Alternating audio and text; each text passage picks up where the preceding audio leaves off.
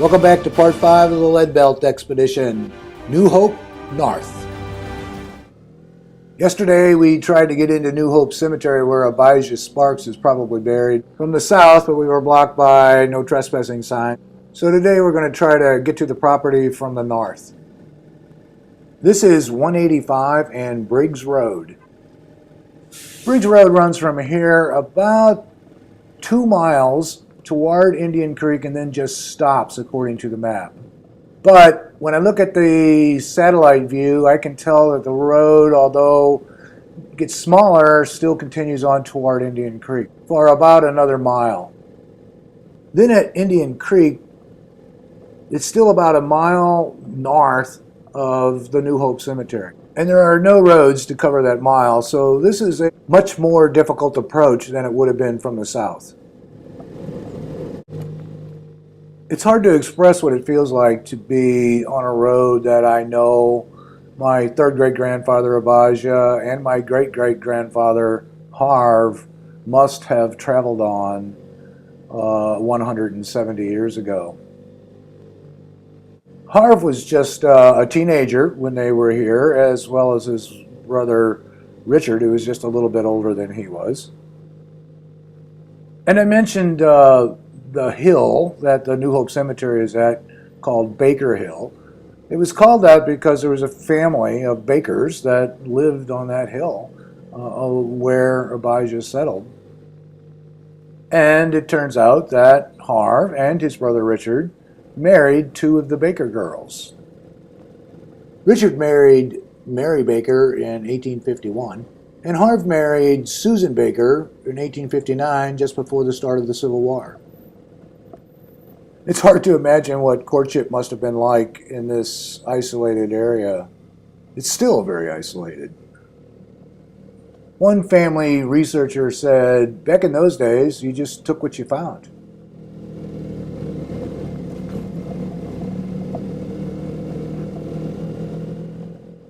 The road's getting much less traveled and quite a bit rougher here.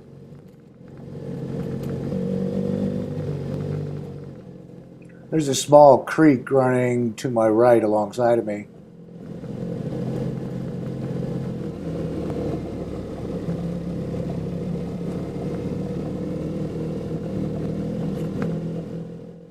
And it looks like there's a cattle grate crossing where the creek crosses the road.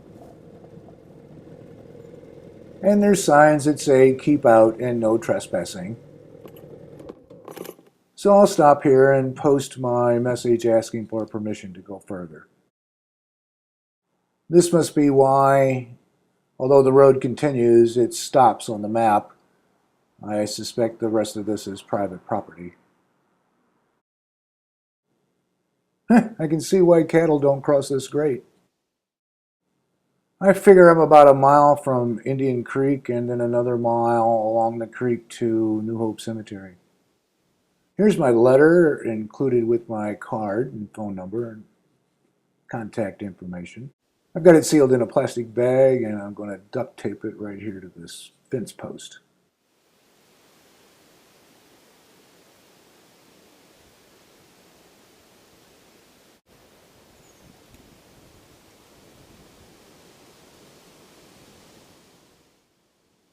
Well, honey, it's a shame to get this close and have to turn back, but I think that's the best thing to do. We can just keep our fingers crossed that one of these landowners gives us a call and gives us permission to come on the land. So we'll turn around and retrace our steps.